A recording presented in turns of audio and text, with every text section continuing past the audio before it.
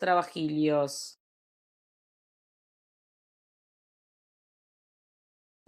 ¿Vos, Jan? ¿Vos, Agus?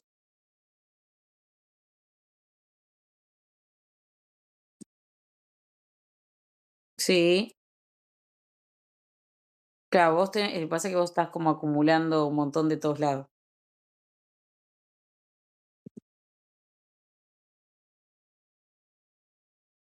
Bien, bien, bien. ¿Vos, Jan?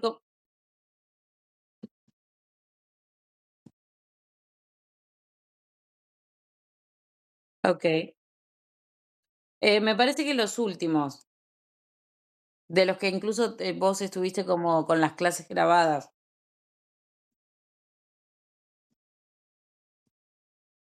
Bien, bien, bien. Bueno, a poquito se van a ir poniendo al día. Bueno, hoy, eh, no, todavía nos queda, para julio, agosto. No, nos queda agosto, julio, agosto, septiembre. Son 6 meses. Es que pasa que vos hiciste el de el de operador, que operador es más cortito. Bien, vamos a arrancar con, hoy lo que vamos a hacer es arrancar con todo lo que tiene que ver con empezar a saber sobre los diferentes grupos hectáreos, por así decir, que tenemos para poder trabajar, ¿sí? Más allá de que nosotros podemos trabajar con desde niños infantes hasta adultos mayores. Pero a su vez vamos a tener que dividirlos por edades, ¿sí? Más que nada para poder acompañar a cada uno con sus necesidades. Porque, ¿qué es lo que nos pasa? Podemos alternar actividades donde esté un infante y un adulto mayor, pero va a haber un momento en que el adulto mayor va a querer va a querer tener actividades más desafiantes o el adulto y que con el niño pequeño alrededor no se puede hacer. Entonces, primero vamos a aprender cómo trabajar con cada área y después vamos a repensar si en algún momento se puede mezclar alguna actividad grupal o algo por el estilo. Em, las actividades grupales, en realidad, encima con niños y adultos mayores, está buenísima porque el adulto se siente más estimulado cuando el niño lo impulsa a hacer cosas, como que se anima más, se divierte más, pero nada, en un principio pensémoslo como en las diferentes em, etapas hectáreas y cómo las podríamos trabajar, ¿sí? Hoy vamos a comenzar a ver lo que es infancias.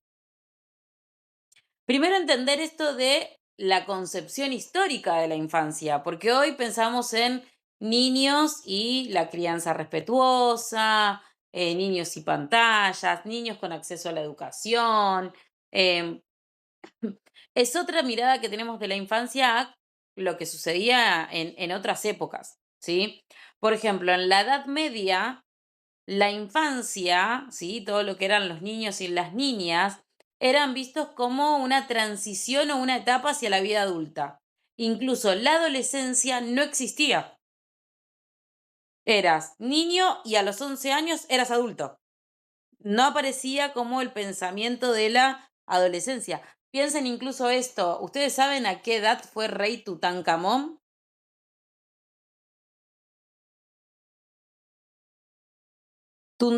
Tutankamón fue rey a los 8 o 9 años, porque ya para esa edad era adulto. También pensemos en eh, la cantidad de años de vida, ¿no? Que había en ese tiempo. Otro, por ejemplo, es, piensen en las reinas. Antes una reina, por ejemplo, la reina, no sé, a ver, ¿cómo se llama la que cortó la cabeza y repartió pasteles? Ay, creo que es la reina Victoria. A ver, lo voy a buscar. A ver, espérenme un segundo. Pero bueno, piensen en esto. En aquella época a las muchachas ya a los 12 años las tenían casadas y teniendo hijos. Eras niño y a los 9 años, que para nosotros hoy un 9 años es un niño, en la Edad Media no, ya automáticamente eras un adulto, ¿sí? Entonces, hay una evolución, ¿sí? Porque, por ejemplo, 9 años y ya los niños tenían que trabajar, tenían responsabilidades, y la niñez no era una etapa como reconocida o diferenciada de la vida humana. En el siglo XVII y XVIII aparece y toma peso más fuerte la filosofía. Y John Locke y Jean-Jacques Rousseau comienzan a reconocer la infancia como una etapa distinta a la adultez y que tiene características propias. Incluso Rousseau escribe un libro, una obra, que habla sobre la necesidad de cuidar y de respetar el desarrollo infantil de manera natural. Pero aún así, piensen en esto, ¿no? Estamos hablando del siglo XVII y XVIII, en donde a los chicos se los mandaba a trabajar a las minerías, ¿sí? A las adolescentes, a las niñas, las obligaban a casarse. Había acuerdos cuando nacían y ya a los 9 años estaban con los acuerdos casándolas, teniendo hijos a los 14 años. Ahora nos parece inverosímil, como no, es una niña teniendo otro. Pero la realidad es que en esa época estaba sucediendo y era real, ¿sí? En el siglo XX, con la revolución industrial y el avance de la psicología, figuras como Sigmund Freud, Jean Piaget, Lev Vygotsky comienzan a definir de manera científica el desarrollo infantil. Freud introduce la importancia de los primeros años de vida en el desarrollo de la personalidad, Piaget sus etapas cognitivas y Vygotsky resalta el rol del contexto social y cultural en el desarrollo. Hoy en día, ¿sí? Pensemos en las infancias de hoy en día, se reconoce a la infancia como una etapa fundamental para el desarrollo de la personalidad, la cognición, las emociones y las habilidades sociales. Y es un periodo para la intervención terapéutica, el juego y la creatividad, ¿sí? Hoy se ve al niño como un sujeto de derechos. Pensemos que en esa época, ¿no? Edad Media, el niño no era un sujeto de derechos. Es más, Edad Media, si de repente un rey decía que solo quería tener hijos varones, nacía una niña mujer y las mataban, porque era como, bueno, listo, nació, se va. O las daban en adopción, o las dejaban en los conventos, o las tenían de criadas, ¿sí? No se veía a estas personas como niños, sujetos de derechos, que había que cuidarlos, protegerlos, ¿sí? Todo esto incluso empieza piensen que los derechos universales del niño, ¿saben en qué año surgió?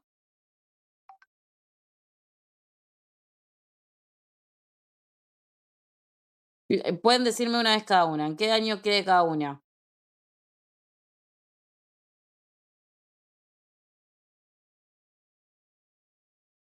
1925. ¿Qué otro más? Tíreme otra.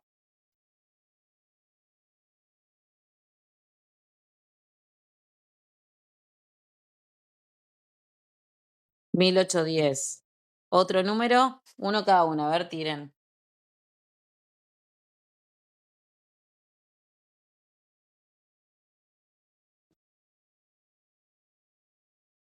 Exactamente. Es como muy flashero, ¿no? Pensar de que uno dice, no, ya hace en el 1800, en 1925 los niños tenían derechos. Y no, fue hace 30 años, chicas, nada más. ¿Sí? Los derechos del niño se establecieron progresivamente, ¿sí? No es que vino alguien y dijo, los niños tienen derechos. No. En 1924 hubo una declaración de Ginebra, ¿sí? Que se aprobó por las Naciones Unidas, en donde establecía 5 principios claves para la niñez. Garantizar el desarrollo físico y espiritual. Piensen en esto, ¿eh? Tuvo que salir una ley. No, piensen que esto es como muy loco, ¿no? Pero si pensamos en el gobierno de Sarmiento, nosotros lo tenemos como el padre de la educación, pero Sarmiento a los niños que no querían estudiar y que muchas veces se quedaban dormidos porque trabajaban en el campo, los castigaba y los encerraba en calabozos. Lo vemos hoy como qué horror, pero también era como estaban criados en esa época todas las personas, ¿sí?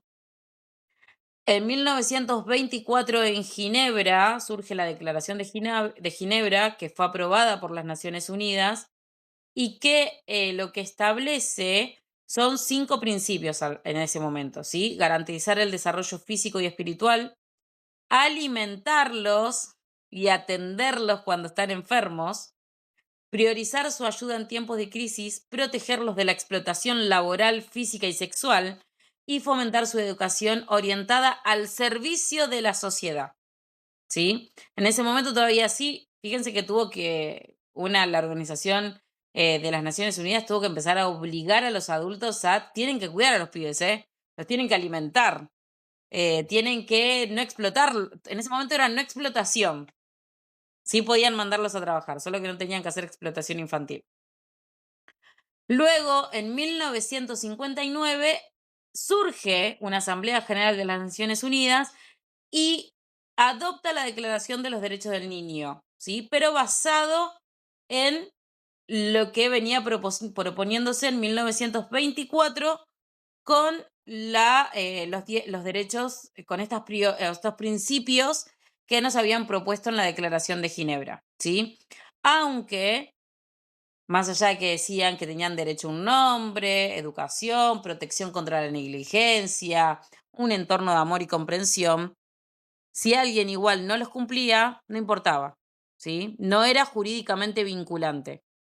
Si vos no lo cumplías, y bueno, no estás cumpliendo con estos derechos. Pero no había una ley que decía, che, loco, pero el niño tiene que crecer sanamente y demás, ¿sí? Recién se empezó a involucrar también la justicia en 1989, hace 36 años, nada más. Hace 36 años, ¿sí? Surgió el paso definitivo hacia la protección legal de los derechos infantiles y fue en una convención sobre los derechos del niño adoptada por la Asamblea General de la ONU el 20 de noviembre de 1989, ¿sí? Y hacen una resolución que es la 4425. Esta convención, que entró en vigor el 2 de septiembre de 1990, o sea, piensen en esto, en 1989, el 20 de noviembre de 1989, empiezan a armarla y aún así tarda todo un año en que universalmente, quiere decir que en todos los países estén de acuerdo y se unan a estos artículos, ¿sí? Tarda literalmente casi un año porque la convención es el 20 de noviembre de 1989 y recién entra en vigor legal el 2 de septiembre de 1990, en donde sí es jurídicamente vinculante y establece 54 artículos que reconocen a los niños como sujetos de derechos, garantizando su educación, salud, protección y participación en la sociedad. Incluso en esos 54 artículos queda explícito la prohibición de los niños a la explotación laboral, sexual, física y emocional. Hasta antes de eso, los niños, si los padres querían, los podían obligar a trabajar, ¿sí? La evolución de los derechos del niño también refleja el proceso histórico de reconocimiento y protección internacional, ¿sí? Pero piensen que arrancó en 1924, luego se fue a 1959, casi 25 años después. Después se trasladó 30 años más atrás, en 1989, y recién en 1990 salió una ley.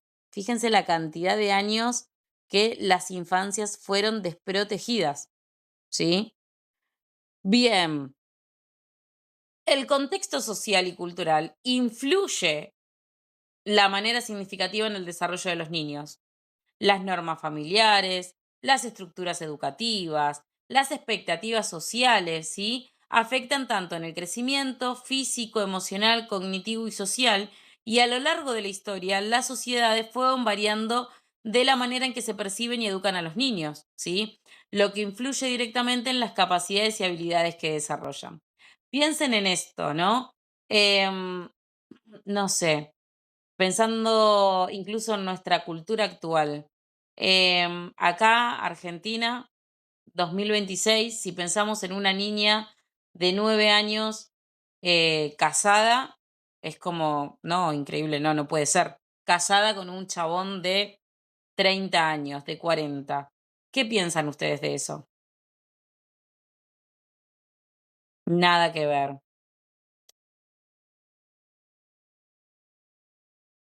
La realidad es que, por ejemplo, en lugares como la India o en la religión musulmana, las niñas se empiezan a casar a los 9 años, y no con niños pares, sino con adultos, con hombres.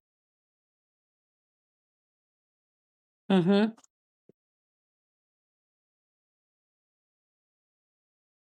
Sí, sí, y, por eso digo que cuán importante es la sociedad alrededor, porque el matrimonio infantil sigue siendo una práctica generalizada, ¿sí? Afecta principalmente a niños y lo que hace es perpetuar la desigualdad, la pobreza, riesgos para la salud, riesgos, o sea, no están ambientadas en su educación. Piensen en esto, a nivel mundial, la frecuencia del matrimonio infantil disminuyó de hace 10 años, pero aún así, una de cada 5 niñas sigue siendo casada.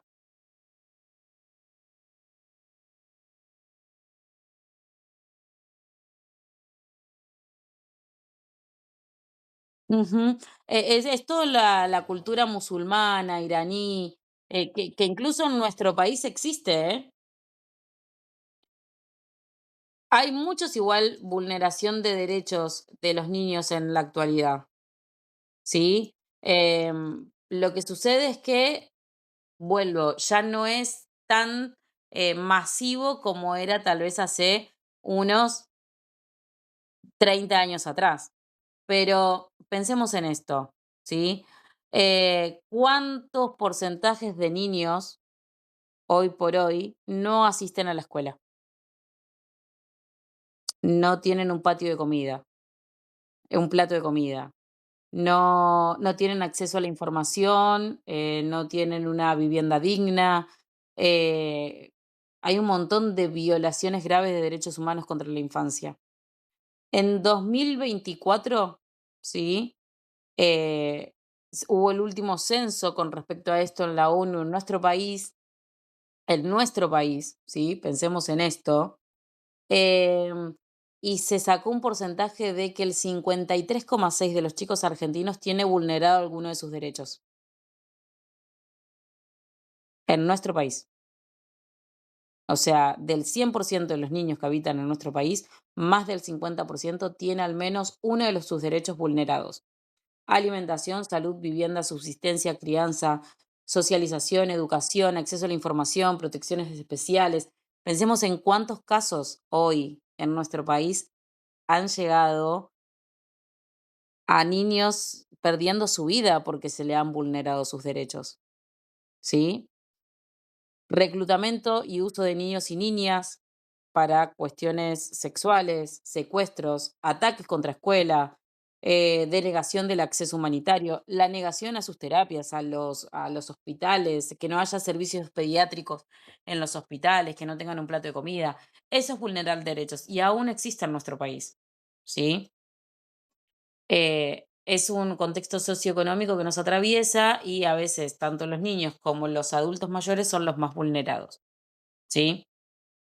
Bien, eso es en cuanto al desarrollo evolutivo sociocultural e histórico de las infancias. Pero luego tenemos los hitos del desarrollo infantil, ¿sí? Los hitos del desarrollo infantil son conductas o habilidades que la mayoría de los niños van adquiriendo en determinados momentos del crecimiento. Siempre recordando que cada niño es único y tiene su propio ritmo. De los 0 a los 12 años aparece dentro del desarrollo motor, por ejemplo, sostiene la cabeza, gira, se sienta, gatea, comienza a caminar, balbucea, reconoce voces, aparecen las primeras palabras, responde al nombre, ¿sí? Busca a sus cuidadores, tiene referencias. Nosotros buscamos mucho la conexión desde el arte terapia a través de la estimulación sensorial. Telas, texturas, sonajeros, todo lo que tiene que ver con ruidos, sonidos, tocar el piso, ¿sí? Pintura comestible, agua, luces suaves, porque en esa instancia son no hablantes. Luego del El primer añito, a los 3 años, ya los niños comienzan a correr, saltar, subir escaleras, utilizar cucharas. Comienza el dibujo con el garabateo. Aparece el juego simbólico, el juego de imitación, ¿sí? Aparecen frases cortas en su vocabulario. Y ahí ya podemos hacer como más actividades, ¿no? Pinturas con dedos, masas, collage, cajas sensoriales, música y movimiento. Nosotros desde el arte terapia lo que vamos a acompañar es a trabajar la coordinación, la exploración y la expresión. Luego pasamos de los niños de 3 a 6 años. Acá aparece mayor coordinación, en su dibujo aparecen figuras humanas más simples, reconoce colores, comienza la escritura, ¿sí? Su imaginación es como súper intensa, todo es a través del juego, empieza a generar secuencias, clasificar, y acá los materiales pueden ser más sofisticados, ¿sí? Arcilla, títeres, cuentos ilustrados, témpera, música, baile, coordinación. Nuestro objetivo acá es empezar a tener su identificación emocional, la creatividad y el autoestima. Hasta ahí, hasta los 6 años, tenemos la primera infancia. Luego, desde los 6 años hasta los 12 años, tenemos a los niños grandes, a los niños, ¿sí? En donde nosotros lo que buscamos es el desarrollo de la mejora en la motricidad fina, el pensamiento lógico, habilidades sociales para poder trabajar en grupo, la importancia del grupo, empezar a construir su identidad y el autoestima, ¿sí? Dentro del arte terapia podemos utilizar ya cosas más sofisticadas como autorretratos, incluso podemos trabajar o sea, en grupo, un mural colectivo, escultura, fotografía, todo lo que tenga que ver con la cooperación, la reflexión, la comunicación, trabajando su identidad, ¿sí? Nosotros tenemos que trabajar en fomentar todo lo que es el aparato motor, cuando son infantes, ¿sí? Que es ese conjunto de estructuras que permiten el movimiento. ¿Alguna sabe lo que es el aparato motor?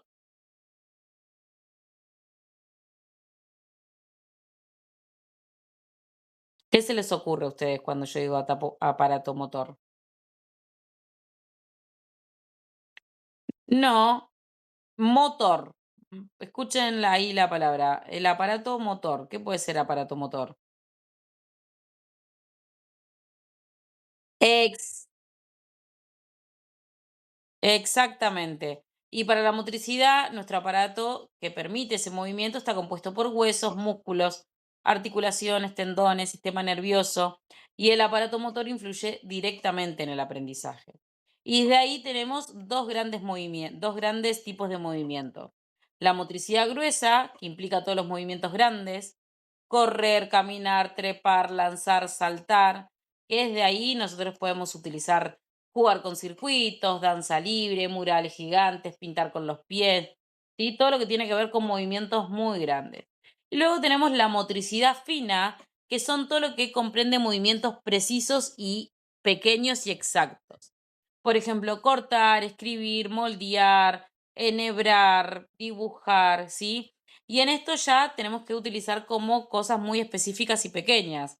Plastilina, masa, collage, mandalas, origamis, armar pulseras con cuentas, costura, ¿sí? Bordado, todo lo que tiene que ver con la motricidad fina. Luego tenemos el desarrollo cognitivo. ¿Se acuerdan lo que era el desarrollo cognitivo?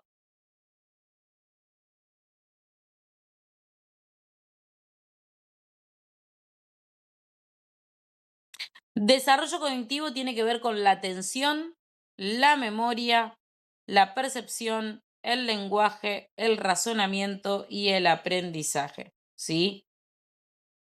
Por ejemplo, en la atención podemos jugar a la búsqueda de objetos, armar mosaicos, secuenciar laberintos. En la memoria, recordar colores, copiar modelos, juegos de memoria, crearlos y jugarlos. Recuerden que en estas etapas todo es a través del juego, ¿sí? Le vamos a dar una actividad, pero tienen que jugar, tienen que tener descarga motora, ¿sí? Nosotros podemos ir creando actividades constantemente y principalmente, ¿se acuerdan cuando vieron proyecto, cómo armar un encuentro y demás? Todo esto tiene que ser planificado con anticipación, ¿sí? Tenemos que organizar cada paso, construir la actividad, tener un objetivo concreto, qué es lo que quiero trabajar con ese objetivo, ¿sí? Y desde ahí tener siempre 2 o 3 actividades por día por si se aburren con una, arranco con la otra, ¿sí? Hay que trabajar en esto, en que el cambio es posible, la actividad de la espontaneidad, ¿sí? Pero siempre esto, ¿no? Seguir con esto de fomentar el control inhibitorio en los niños, pensar antes de actuar, ¿sí? El cómo resolver problemas, porque desde ahí aparecen los beneficios del arte terapia en el desarrollo infantil, ¿sí? Por ejemplo, acompaña la regulación emocional, el autoestima, la autonomía, la comunicación, la creatividad, coordinación motriz, desarrollo sensorial, integración social, disminución de ansiedad, tolerancia a la frustración, atención y funciones ejecutivas. Más allá de lo que nosotros creíamos que el arte terapia era solo para dibujar, trabajamos un montón de cosas, ¿sí? Entonces es súper importante esto de poder construir con ellos, ¿sí? Desde esto, desde según su etapa, ¿sí? Es siempre importante esto, pensar también qué corresponde a cada etapa de cada niño, no así como al azar, qué puedo hacer, qué puedo hacer, ¿sí? Bien, ¿hasta ahí entendieron todo? Chicas, bien, genial. Bueno, ¿tienen una hoja, lápices y colores de casualidad por ahí? Bueno, van a agarrar una hoja y la van a partir en dos.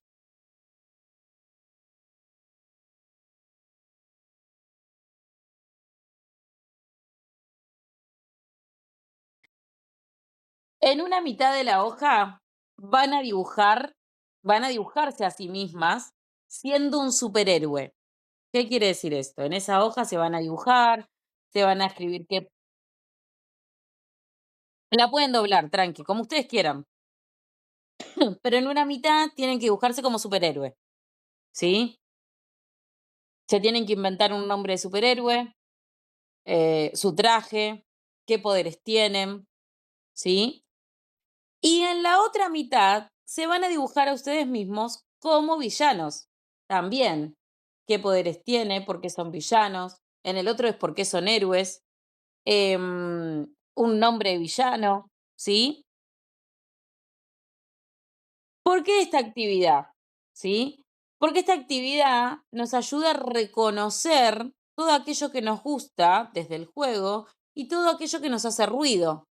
Y lo que nos hace ruido y a veces sentimos que nos puede transformar en villanos, una vez que lo termine de dibujar, es repreguntarse, ¿realmente esto me transforma en un villano o solo es un aspecto negativo que lo puedo transformar?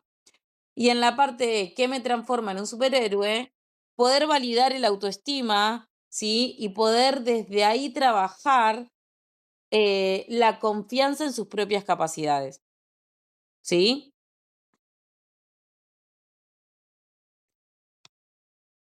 Les voy a poner, sí, es difícil esta, ¿no? Bueno, pero imagínense ustedes por qué, ¿saben por qué se les hace difícil? Porque son adultos, porque somos adultos y nos cargamos de un montón de cosas. Pero vos prueben después, si tienen algún niño cerca, en decirle que se dibujen a sí mismo como un superhéroe, que se dibujen a sí mismo como un villano. Los niños tienen un montón de cosas re claras sobre ellos mismos, solo que nuestro rol como arteterapeutas después es como encauzarlo, para que eso que puedan visualizar de ellos mismos lo puedan llevar en palabras y potenciar. Porque ellos lo tienen como, sí, yo lo hago y lo hacen un toque, pero después no lo reflexionan. Y esa es la parte en donde nosotros aparecemos, ¿sí? Pero bueno, les voy a poner musiquita para que comiencen a hacer.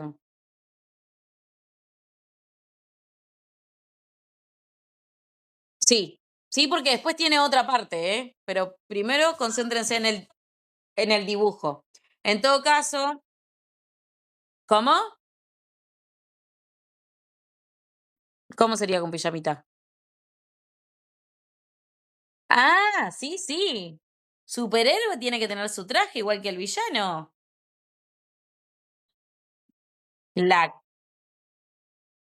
Si quieren la capa, que sea capa, si quieren que sea la media de Cancán como la Mujer Maravilla, le va, el látigo como Gatúbela, como ustedes quieran.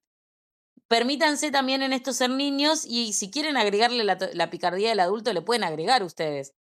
Sí, aprovechen que es entre adultos este. Em, lo hacen, le ponen nombre, qué poderes tienen, el por qué son villanos y el por qué son superhéroes. Eh, 15, 20 minutos, menos si pueden, nos los mostramos y la segunda parte se las voy a dejar de tarea. Pero se las voy a contar cuando terminen de hacer el villano y el superhéroe, porque después capaz que me las limita y terminan haciendo otra cosa para evitar la segunda.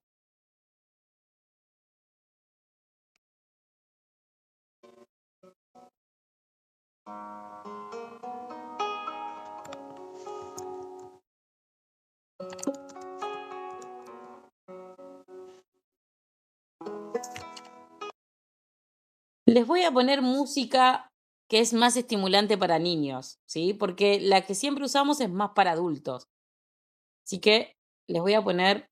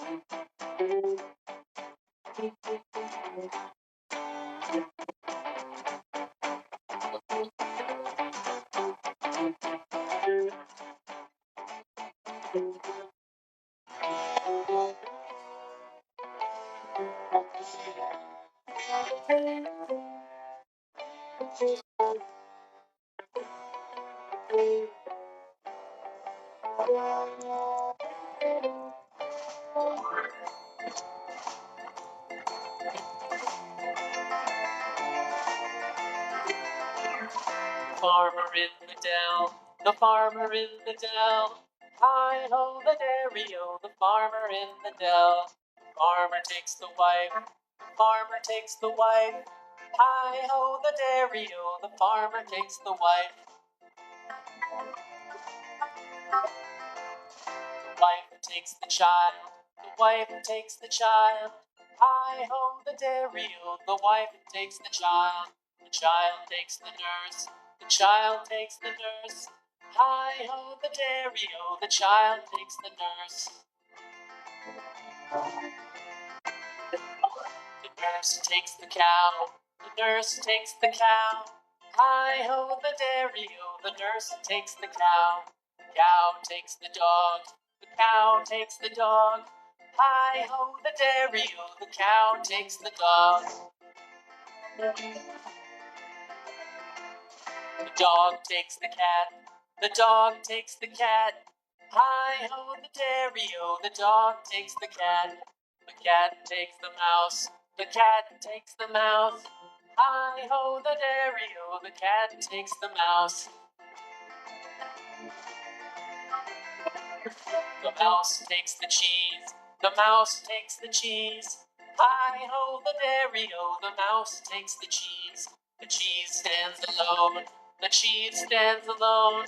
Hi-ho, the dairy-o, the cheese stands alone. Hi-ho, the dairy-o, the cheese stands alone.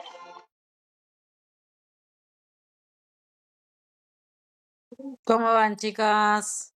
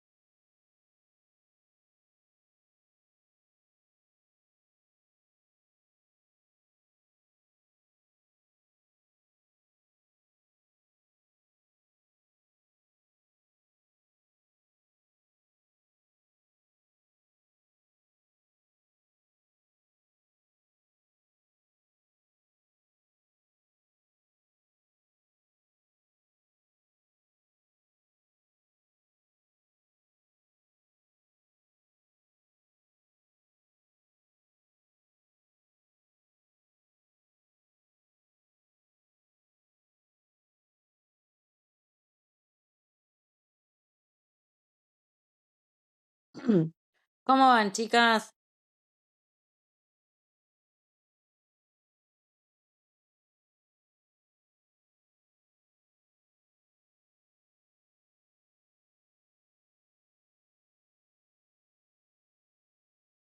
Mi trabajo es fácil porque uso Clica. Así es como llevo el control de todas.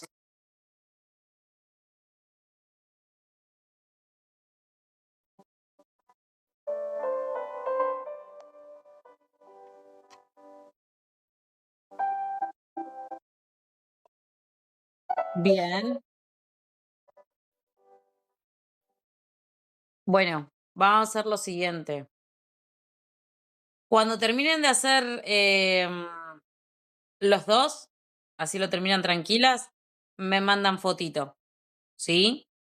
Y cuando las tres me manden la fotito de sus superhéroes, les mando el complemento de la actividad, ¿ok? Para la semana que viene, ¿sí? Este es importante para que escuchen. Para la semana que viene, tienen que tener masas. Yo les voy a pasar la receta de una masa casera, ¿sí? Para que puedan hacer. En caso igual de que, nada, ustedes crean que la masa no les va a salir, desconfíen de su poder de masas, pueden estar en la clase con plastilina o lo que quieran, ¿sí? Pero les voy a mandar la receta de una masa casera, ¿ok? Bien. Bueno, nos vemos la semana que viene, chicas. Chau, chau.